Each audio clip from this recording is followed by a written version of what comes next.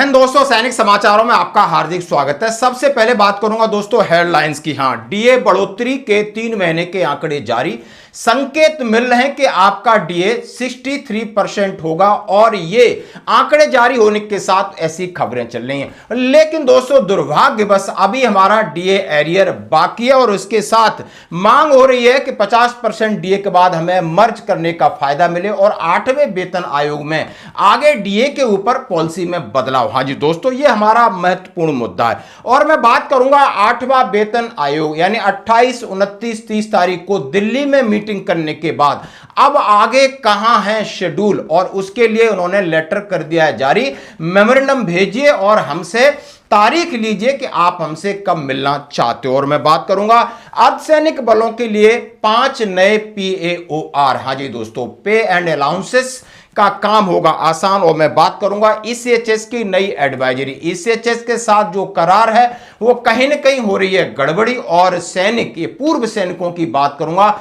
कोई गौशाला में जाकर गाय की सेवा कर रहा है, कोई धर्म के काम कर रहा है, रेलवे स्टेशन पर मुसाफिरों को पानी पिला रहा है, मैंने करता हूं सलूट। तो खबरें करता हूं विस्तार से। सबसे पहले मैं बात करूंगा आखिर 3 महीने के डीए के जो आंकड़े जारी हुए हैं, और जिसमें आप देख सकते हो जनवरी, फरवरी और मार्च, यानी मार्च लास्ट डे को ये आंकड़े, 30 अप्रैल को ये आंकड़े जारी होते हैं। ये मार्च के हैं, आखिर मार्च में कितनी बढ़ोतरी है, और प्रेस रिलीज जो 30 अप्रैल 2026 को जारी होती है उससे क्या फर्क पड़ेगा 1 जुलाई 2026 को बढ़ने वाले डीए के ऊपर।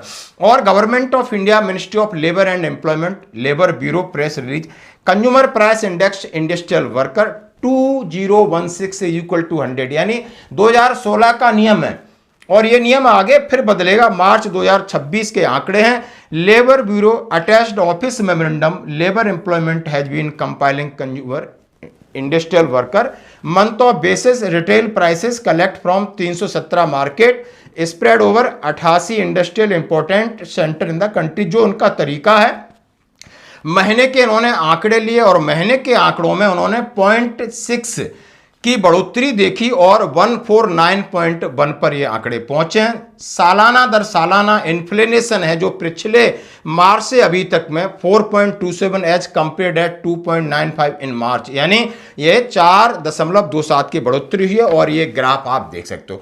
अब आइए इसको थोड़ा हम अपनी आसान भाषा में इंप्लीमेंट करते हैं कि आखिर डीए कितना हो रहा है। जैसा कि आप देख सकते हो, पहला जनवरी 2026 में आपका 148.6 था, जिससे डी आपका 60.85 हुआ। फरवरी में ये आंकड़े 0.1% घटे 148.5 होकर के डी आपका 61.37 हुआ। और उसके बाद मार्च में यानी 0.6 बढ़ा, यानी 148.5 से 149.1 हुआ, तो 61.93 पर आपका डीए पहुंच रहा है। 61.93, लगभग 2% के आसपास पहुंच रहा है। 3 महीने अभी बाकी हैं। अब 3 महीने अभी बाकी हैं और 3 महीने बाकी का ये जो ब्लैंक्स है ये अभी तक का है और ये भरा हुआ है। ये मैंने आंकड़े और भरे। क्या मैंने भरे कि लगभग महंगाई इसी के आसपास रहती है। 149.1 को 149.5.6 पर पहुंचा रहे हैं, तो लगभग जाके आपको 62.48 और 63.00 कहां पर हो रहा है, जैसा कि हमने 0.5.6 को हर महीने दर बढ़ाया है, जैसा कि अभी अप्रैल, मई और जून के आंकड़े आने बाकी हैं। हाँ जी दोस्तों, और उसके बाद फिर आगे की बढ़ोतरी तय होगी। यानी इससे हम अंदाजा लगा सकते हैं, लगभग सभी ये कह रहे हैं next DA update CPI-IW rises 149.1.6 point. This is a trend continue for this next 3 months. Next DA from July 2026 likely to be 3%. मतलब संभावना 99.9% है कि 3% की बढ़ोतरी देखने को मिलेगी। अब इसी को लेकर आप देख सकते हो दोस्तों खबरें, डीए में 3% की होगी बढ़ोतरी। केंद्रीय कर्मचारियों को एक बार फिर मिलेगा तोहफा। अब ये तोहफा पिछला बार मिला नहीं है। अब ये न्यूज अभी से आप स्टाफ न्यूज देख सकते हो, हिंदुस्तान की न्यूज देख सकते हो। जैसे ही कल आंकड़े परसों जारी होते हैं, इन्होंने अपना प्रिडिक्शन जारी कर देते हैं। प्रिडिक्शन है और ये प्रिडिक्शन 99.9% है कि 3% हो सकता है, क्योंकि 3 महीने बाकी हैं। अब इन्होंने सीधा सीधे कहा है कि केंद्रीय कर्मचारियों को ये खबर है कि 2% डी आपका बढ़ गया है। अब ये जो मामला कह रहे हैं कि अगली छमाही जो 1 जुलाई 2000 यानी 26 से प्रभावी, उसमें 3% यानी 63% हो जाएगा। इसका फायदा 1 करोड़ से ज्यादा केंद्रीय कर्मचारी पेंशन भोगियों को मिलने की पूरी उम्मीद है। और अभी इन्होंने कहा है कि अभी लगभग 6791.24 करोड़ का सालाना बोझ पड़ा है और आगे की फिर तैयारी। तो इस तरीके की खबर है। ये खबरें एक प्रेडिक्शन है, लेकिन रिलायबल इतनी है कि 63 तक पहुंचने की पूरी उम्मीद है। और रही बात करेंगे कि इस डीए एरियर को सबको, खासकर पेंशनर्स को इंतजार रहता है। और मैं बात कहूं, बिल्कुल कहूंगा, क्योंकि हमारे पास कोई और ऑप्शन होते भी नहीं। तो दोस्तों लगभग इस वीक में आने की पूरी उम्मीद है, लेकिन अभी तक कहीं से पीसीडीए से इस प्रकार का कोई इनपुट नहीं आया, उनके पास कोई सूचना नहीं है। आपके पास मैसेज आएगा या एकदम आपके खाते में क्रेडिट होगा। अब डीए के ऊपर और क्या बहस चल रही है 8वें वेतन आयोग में। वर्तमान में एक आ जा रहा है कि इंटरम रिलीफ के तहत आप 50% जो डीए मर्ज कर दीजिए और उसके बाद आपका 60 हो रहा है या 63 हो रहा है तो 13% या आगे और 2 साल तक बढ़ाओगे, उस हिसाब से हमें आप पेड कर दीजिए। हमारी पे पेंशन में 50% करने से हमें थोड़ा राहत मिलेगी और ये हमारा अधिकार है। 5वें वेतन आयोग में ऐसी सिफारिश की गई थी। अगला जो कि एनसीजीसीएम ने क्या रखा है कि जैसे ही डीए 25% हो जाता है उसको मर्ज कर दिया जाए, क्योंकि उन्हें अब लग रहा है कि संभावनाएं 100% 120% डीए नहीं होगा, अब लगभग 2 से 3% की बढ़ोतरी होगी और पूरे 10 साल में लगभग उन्होंने सोचा है 50 से 55% डीए बढ़ेगा। क्यों न आधा उसका 25% है, 25% पे होते ही मर्ज करने का एक नियम बनाने 8वें वेतन आयोग की रिकमेंडेशन के लिए इन्होंने अपना जो आगे पॉइंट रखा है। तो दोस्तों ये थी अपडेट, धन्यवाद। अब मैं बात करूंगा 8वें वेतन आयोग ने official visit update, visit number 4, 5 and 6 scheduled Hyderabad, Srinagar और लद्दाख में आपके इनके विजिट हैं, कब कब हैं। अब ये सभी के लिए लेटर जारी किया। लेटर जारी करने का मतलब है कि आप कर्मचारी हैं, पेंशनर हैं, एसोसिएशन हैं, आप अपने मेमोरेंडम इनकी साइड पर डालिए और वो आपको डेट बताएंगे। कहां बताएंगे? यदि आप हैदराबाद तेलंगाना का दौरा है 18 और 19 मई को, हैदराबाद में कमीशन के साथ बातचीत करने के इच्छुक central government organisation, institute, union, association सहित संबंधित स्टेक होल्डर कृपया कमीशन की वेबसाइट 8cpc.gov.in पर मेमोरेंडम जमा कराएं। जमा करने के बाद आपको एक आईडी मिलेगी और उसके बाद आपको डेट और वेन्यू, किस दिन आपको किस जगह बात करनी, आपका शेड्यूल मिल जाएगा। तो जो हैदराबाद और तेलंगाना के हमारे एक्स सर्विसमैन हैं, इस बात को लेकर के हमारी बात हुई थी, उन्होंने कहा हमने जरूर अपलोड कर दिया और हम बातचीत के लिए उनसे समय मांगेंगे। अब नेक्स्ट विजिट है 1 जून 2026 से 4 जून 2026, सोमवार से गुरुवार, श्रीनगर, जम्मू कश्मीर, यानी श्रीनगर के अंदर है, जम्मू कश्मीर का दौरा करेंगे। केंद्र सरकार के साथ साथ जम्मू कश्मीर यानी union territory, organisation, institute, association सभी के लिए उन्होंने कहा गया है कि अपना मेमोरेंडम अपलोड करें। साइट बताती है, उसके बाद हम आपको डेट और वेन्यू बताएंगे, यानी 1 से 4 तारीख के अंदर ही हम आपको डेट बताएंगे कब और कहां आपसे हम बातचीत करेंगे।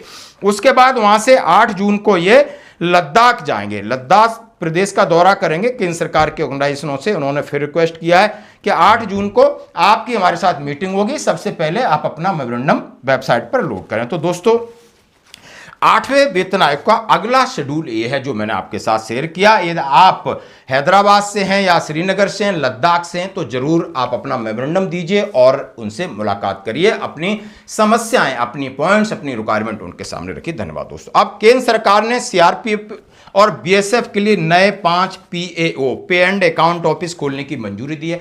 हर कोई चाहता है कि ज़्यादा होंगे तो उन्हें उनका काम आसान होगा। बहुत सारी पे के मामले होते हैं, उनके अलाउंसेस के मामले होते हैं और इनको लेकर के गवर्नमेंट ऑफ इंडिया वित्त मंत्रालय की तरफ से एक लेटर निकला है। ये खुशी की बात है। The assistant control of account, सीधा सीधा लिखा है कि opening of 3 new PAO for CRPF, 2 new PAO for BSF under the controller code 018 home affair. कहाँ हो रहे हैं, यानी इसका एमएचए ने कंट्रोल नंबर कोड जारी किया है। बीएसएफ जोधपुर, बीएसएफ गांधीनगर और सीआरपीएफ के लिए जयपुर, मुंबई और चंडीगढ़। आप देख सकते हो ये बहुत अच्छी बात है, क्योंकि पे एंड अलाउंसेस उस समय पर उनके जो सॉर्ट आउट हैं उन्हें उसका लाभ मिले। धन्यवाद दोस्तों।